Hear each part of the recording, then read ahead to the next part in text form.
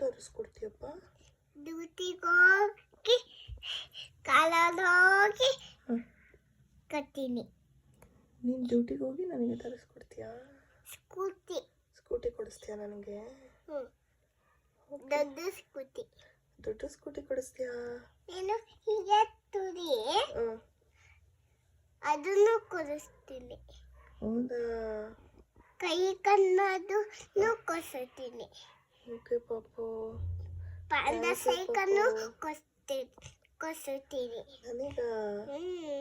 Okay. ದೊಡ್ಡದು ಪಾಂಡ cycle. ಹೆಂಗ್ ಕೊಡಿಸ್ತೀಯ? ನಿನ್ನ ಹತ್ರ ದುಡ್ಡು ಇಲ್ವಲ್ಲ. ಅಪ್ಪ ಕೊಡುತ್ತೆ. ಅಪ್ಪ ನಿಂಗೆ ಬೇಡ. ಪರ್ಸಲ್ಲೂ ಇಲ್ಲ ಅಂತ ಅಪ್ಪ ಹತ್ರ. ಓಪನ್ ಮಾಡಿ ಇದೆ. ಓಪನ್ ಮಾಡಿದ್ರು ಖಾಲಿ ಆಗಿದೆ ಅಂತ.